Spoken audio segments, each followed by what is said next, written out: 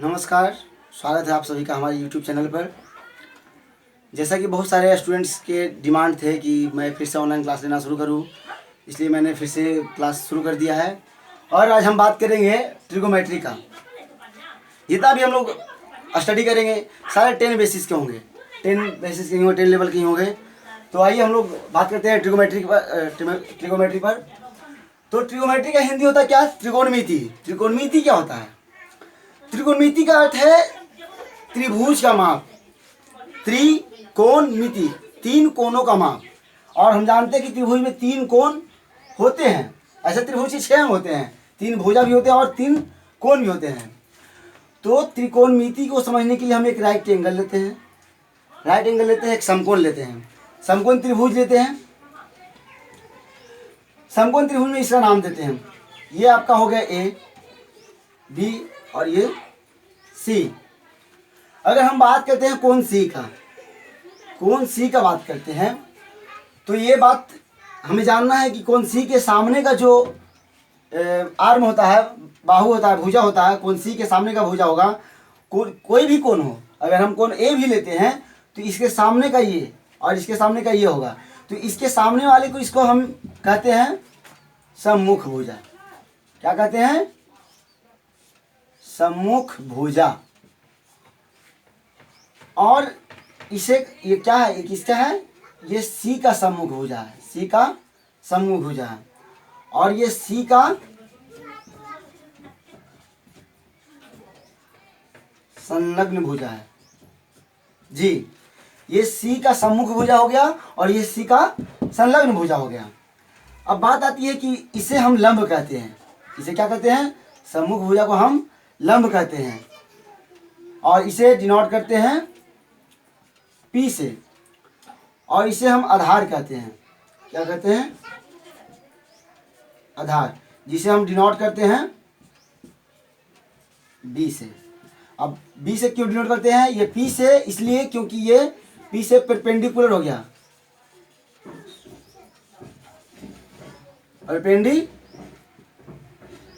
Perpendicular.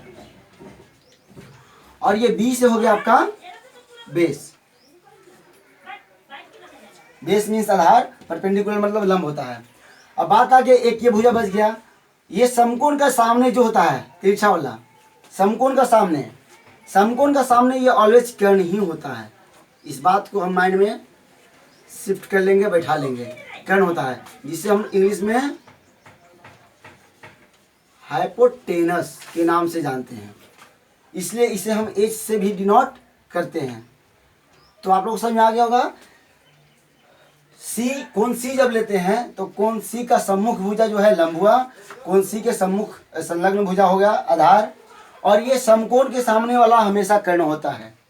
अब बात आ गया कि अगर हम कोण ए लेते हैं तो कोण ए का नाम लेते हैं। सपोज मान लीजिए इसको ठीठा, ठीक है, कोई बात नहीं, इसको ठीठा मान लेते, कोण को ऐसे भी ठीठा मान लेते हैं, कुछ भी मान सकते हैं ठीठा। कोण ए के अगर बात करते हैं, कोण ए का बात करते हैं, तो कोण ए के सामने का ये जो सम्मुख कोण है, ये यहाँ पर लंब बनता, कोण ए का लंब बनता, और ये कोण ए का आधार बनता।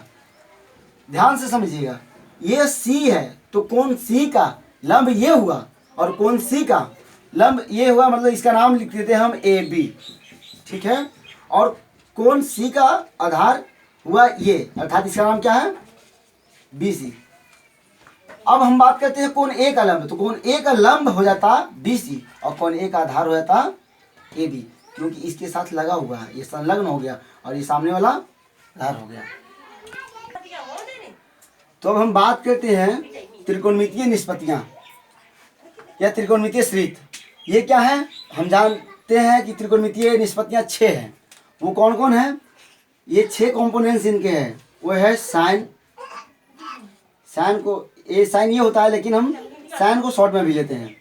साइन ये हो गया, कॉस को कोसाइन बोलते हैं, और ये टेंजेंट। अब इसी का सेम अपोजिट लेते हैं कॉसेक। अब बात करें तो हम लोग सी का, कोण सी को हम लोग क्या माने हैं? कोण सी को हम लोग थीटा मान लिए हैं, तो साइन थीटा कर लेते हैं, कॉस थीटा, टेन थीटा। हम इसका नाम कुछ और भी मान सकते हैं, थीटा ही नहीं है, बता चुके हैं। कॉसेक थीटा सेक थीटा और कॉट थीटा। ये 6 निष्पत्तियां हैं त्रिकोणमिति का। ये 6 का नाम याद रखना हर हाल में ज़रूरी है। अब हम अनुपात की बात करते हैं, तो कोण का अनुपात की चीज़ जब चलते हैं तो क्या हो जाएगा, जब साइन का बात करते हैं तो साइन का बात करते हैं तो साइन हमारा हो जाएगा लंब, सॉरी लिख देते हैं लंब, अब बटा में ये कर्ण, लंब बटा कर्ण। शॉर्ट में हम क्या पढ़े थे अभी, लंब को क्या बोलते हैं P और कर्ण को बोलते हैं H। उसी तरह cos थीटा को हो जाएगा आधार, जब cos थीटा लेते हैं यानी cos C लेते हैं तो ये आधार और बटा में ये कर्ण। आधार आपका क्या है, अब चाहे तो इसका नाम लिख सकते हैं, नाम क्या है भाई, नाम हो गया इसका AB, समझ रहे हैं ना आप लोग, AB और H आपका क्या है AC, इसका नाम नहीं दिए है ना, चलिए दे देते हैं AC, ये लिख सकते हैं। अब cos थीटा का आधार बटा कर्ण, यानी कि आधार को क्या कहते हैं हम लोग शॉर्ट में B G और कर्ण को H। हम चाहें तो इससे लिख सकते हैं BC बटा AC, BC बटा AC। इसी तरह इसको लिख लेंगे। tan का होता है, tan का जो अनुपात होता है tan का, वो लब के बटा में ये आधार हो जाएगा। जब हम tan थीटा लेते हैं, tan C ले रहे हैं, tan थीटा मतलब tan C ले रहे हैं, तो क्या हो जाएगा, ये हमारा हो जाएगा B, यानी कि P बाय सॉरी लंब बटा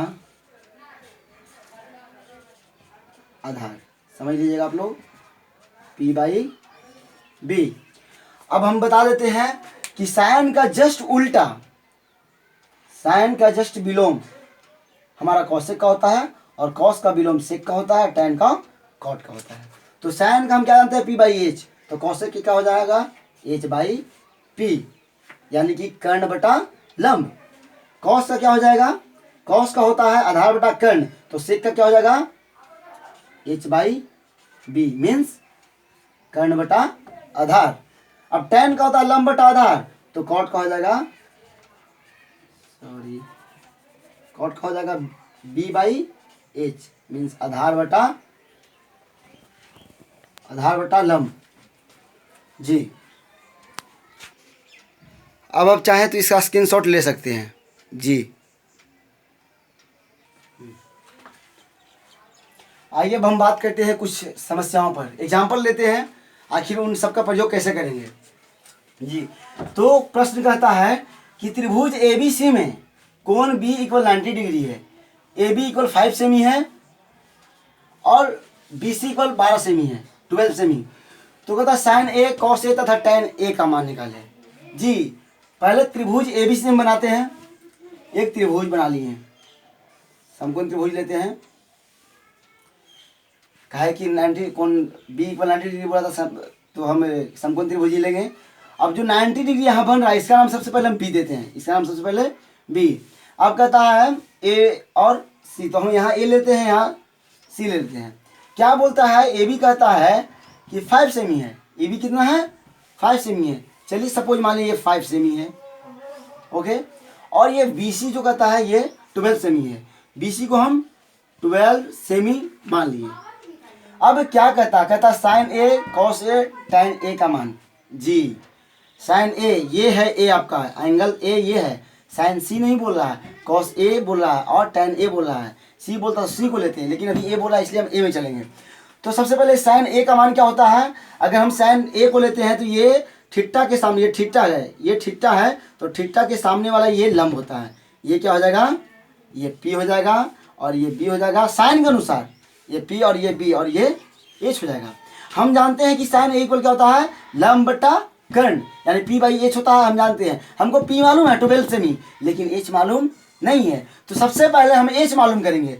H मालूम करने के लिए क्या करेंगे, पाइथागोरस को हम लोग थोड़ा सा याद में लाते हैं, ध्यान में लाते हैं, अपने संज्ञान में लेते हैं पाइथागोरस को। पाइथागोरस प्रमेय से क्या होता है, पाइथागोरस प्रमेय से हम जानते हैं पाइथागोरस प्रमेय क्या होता है, कर्ण का स्क्वायर जो बराबर होता है वो लंब का स्क्वायर प्लस आधार का स्क्वायर, यानी कि H का स्क्वायर जो होता है वो P का स्क्वायर प्लस बी का स्क्वायर होता है। हमें केवल एच निकालना है, तो एच को निकालेंगे तो स्क्वायर इधर चला जाएगा और क्या बन जाएगा, स्क्वायर ये रूट बन जाता है। ध्यान रखिएगा, स्क्वायर इधर जाके रूट बनता है हमारा। अब पी क्या है हमारा, 12 है, 12 का स्क्वायर। बी क्या है, 5 सेमी है, ये 5 का स्क्वायर जी। ये हमारा क्या हो जाएगा, 12 का हो जाएगा 144 और प्लस 5 का हो जाएगा 25 जी, बिल्कुल सही।